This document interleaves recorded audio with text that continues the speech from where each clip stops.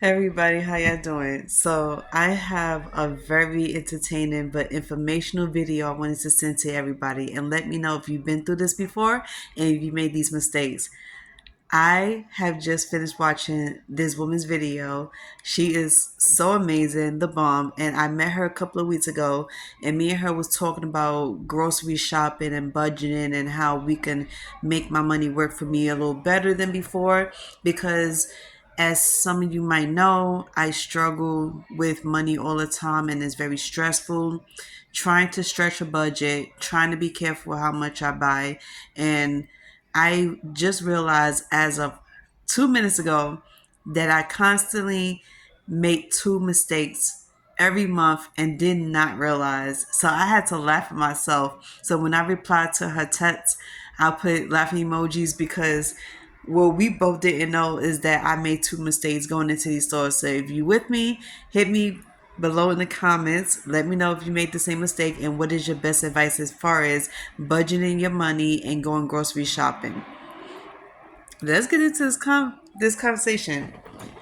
So I consistently like to change up when it comes to eating and what I want to eat for the week or the month. A lot of people shop for the week, but I always shop for the month. So yeah, I'm buying in big bulk as far as protein goes and other stuff that I go. So take for example. So normally your family of four, if you have kids, you shop for the week. I've never seen a family that shops for the month unless they have some type of system going on, whatever. But me, I just start learning how to meal prep.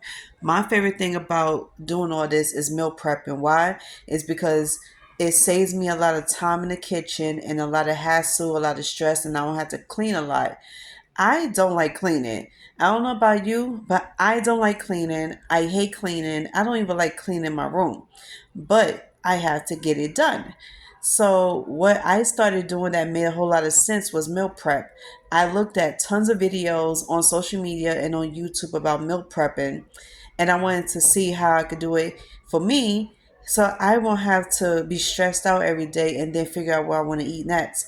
And then on top of that, my palate does change. I be craving for foods maybe every 3 days, it switches up. So I had to start learning how to cook foods that's going to last me for 3 days because I swear to everything I love, every 3 days, my taste for food change, my cravings change, and my palates change. So if I want something like fish, I'm obsessed with butter and garlic salmon and with any size. It could be vegetables, it could be pasta, and I'm a huge pasta fan. I'm addicted to carbs, as you can see. But since I learned from a doctor that there's different types of carbs out here, both good and bad, I decided to look it up. I went to two different supermarkets and I saw that there was different types of pastas out there, from vegetable pastas to whole wheat pastas, chickpea pastas, and I fell in love with it. And then and on top of that, some of them are very good prices. We're talking about $3, $4, and the pasta box will be big. And then my favorite pasta is angel hair and rotini. So I will cook 2 or 3 times a week of those type of pastas. But then my cravings change. So I started craving for, salmon still, but with different other sides. So I wanted to put together like a chart of stuff that I wanted to eat for the week and how I could put different combinations together. I created the best combinations I ever seen in my entire life, and I used it not once but 4 times. From January to now, I use 4 different combinations on how I'm going to eat my fish, how I'm going to eat my chicken, and I used to eat a lot of red meat. I don't eat much red meat no more. It's like the closest to red meat you're going to see me eat is lamb chops because I'm obsessed with lamb chops. I don't think I could get rid of it. But chicken, oh my God, let's get started with this chicken. So I go to the meat market all the time. I've never in my life shopped in a supermarket for meats or fish. I go to the fish market and I go to the meat market. If you live in New York City, you know how it is. It's very expensive in the supermarket than it is in the meat market because you get a deal for a lot. It's like you get a big bang for your buck. So if you want to go to the meat market, I highly suggest you do that because it lasts you for a long time and it's cheap. So you get like 2 or 3 pounds of meat. That's like maybe $10 each. And guess what? That will last you for a whole week. I swear to God. If you're a single person, that will last you for a week. It sure did with me. So I start buying 2 to 3 pounds, maybe 5 pounds the most of certain meats that I love. I will create 4 different combinations of it. So my favorite thing is vegetables. Rooted vegetables is what I go for. So there's no better dish than chicken and vegetables, right? So potatoes, onions, carrots, stuff like that. But most of all is Brussels sprouts, asparagus, things like that. So one of my favorite meals on the entire planet, other than salmon and pasta, is chicken and Brussels sprouts, or chicken and asparagus, or chicken and potatoes. Those I'm that type of girl. And then when it comes to salmon, I love salmon with rooted vegetables. I love it with yuca. I love it with Brussels sprouts, asparagus, or I love it with a good salad. Things like that, it will last me for every 3 to 4 days, I promise you. And you eat twice a day. But for the ones that eat 3 times a day and you like to eat in between, you're gonna have to find something else to do with that. I eat 2 or 3 times a day, sometimes two times a day because of my intermittent fasting. I've been doing intermittent fasting for 6 years now, and it's been working for me very well. So, because of that, I started to see my body shrink. The doctor told me, do not look at the numbers, look at your body. So, I do that a lot. So, long story short, after doing it for 5 or 6 years now, I started to see a whole difference within my body, and I love it. I'm more toned now. I have a lot more muscles now than I do with fat. So, my hernia is starting to show. I have a hernia on my belly, so it looks like I have a big belly. So when I eat, it gets even worse. It blows up, and then you can really see it. But now I'm learning how to control what I put in my mouth and what it will cause my body to do. Always listen to your body, because that will also give you a telltale sign that that's not the food for you. So if I eat something and some ingredients cause my stomach to bloat, I would stay away from it. Or if it will cause my skin to rash up, because I do create I don't know, I guess it's some of the oils or butters, whatever the case is, or seasons alone, I'm probably allergic to and not notice. So I tend to do it twice to see which one hurts my body the most and which one doesn't. So I stay away from a lot of oils like sunflower oil, peanut oil, and regular canola oil. I found out those oils are not great for me. It actually does make me have skin rashes around here. It makes me break out, and it also makes me feel sick. And it's like after a meal, I would instantly feel sick, nauseous to the point I can't eat nothing else.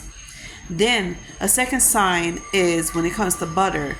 A little butter goes a long way, and then it depends on what type of butter you use. So I'm using 2 different types of butter because it depends on what food I'm eating, like eggs.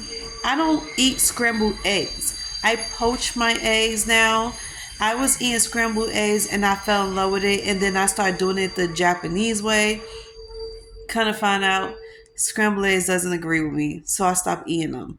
So now I boil my eggs, and that makes it all better. When I eat boiled eggs, it does not bother my stomach, but I eat scrambled eggs, it does bother my stomach. I don't know why. And then when I spoke to the doctor about it, she told me maybe it's the butter or the oil I'm using, and I noticed it was. So I scratched that part of it out, and I was like, you know what? Let me just cut it out altogether and just continue to eat the boiled eggs. And then when it comes to breakfast, oh my God, I started to create new combinations, and I fell in love with it. So my favorite breakfast I like to eat, of course, is French toast with sausages or bacon, right? So I made that work for me, and then I like my BAT sandwiches. So it's like bacon, avocado, and tomato. Just like how y'all do a BLT sandwich, I do a BAT. I don't eat my BAT sandwiches with lettuce or any greens because I don't know, I just don't like it that way. It wasn't hitting. But I started using my bacon, avocado, and tomato sandwich, And I fell in love with it, and I eat it with a whole grain bread or I eat it with wheat bread. And kind of found out I fell in love with it by eating with the, sorry.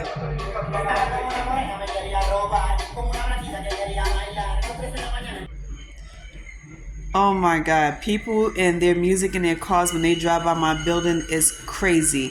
Sorry about the background noise. I hope I don't get copyright for this. But anyway, let's get on with the subject.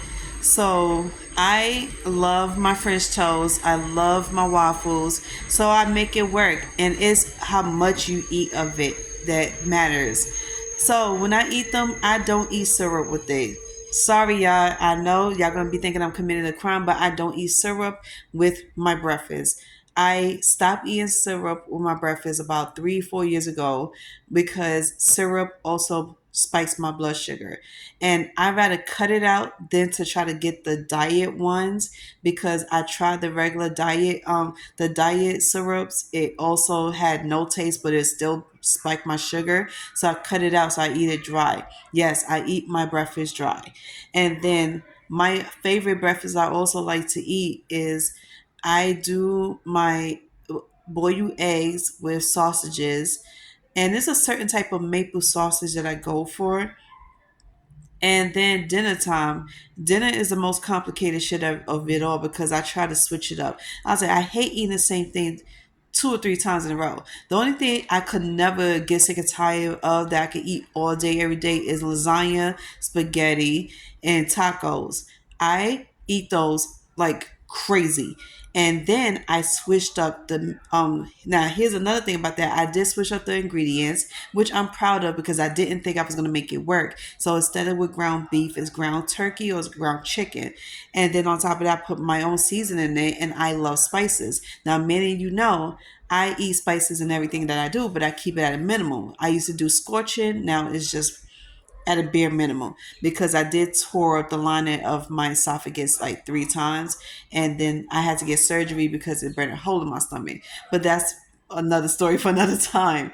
So long story short, what I'm trying to say here in this video is because I hope y'all really grasp onto everything that I do. But let's get back to the main reason why I made this video. So my main issue with shopping and reason why I'm always constantly being broke after 2.5 weeks is because one thing I did not notice was instead of me going for the cheaper prices at the bottom of the shelves of the supermarket, I'm going for the middle shelf or I'm going for the high shelf. And then I overbuy. That's another thing I did not realize. Because when I look at my kitchen, I do make a list of stuff that I need that I don't have. And sometimes when I do have it, I want to still restock on that because I want to make sure I have doubles of everything. My thing is, I always double up on seasonings, and we all know seasonings are not cheap. And a lot of people's out here are like, especially island peoples, like Spanish people, Jamaican peoples, Korean peoples, they do their spices the homemade way, which I love and I fell in love with. So I started learning how to do this like last month, and I started learning my own spices and stuff, started doing it homemade. I don't have a blender or a food processor, so I basically cut everything up with my hands and mash it up with my hands. But at the same time, I don't have that type of time sometimes, and then it really does hurt my arm because I have arthritis. I have rheumatoid arthritis. So yeah, I'm in constant pain all the time. So I do take another road out by going to another supermarket, and I love going to these Spanish supermarkets because they do have sauces like sofrito and all that stuff that's already made that you could use as a seasoning. So, as of 2015, I learned how to make my sofrito by scratch. But when I went to the store as of 2022 and 2023, I started seeing they selling sofrito in the store already made in a container. So I started buying it. It saved a whole lot of money for me, and I promise you that shit lasts you for up to 3 weeks, sometimes a month. If you only eat very little, like I say, it depends on how much you eat, or if you cooking for a family or yourself or you and your husband or your wife, whatever the case is.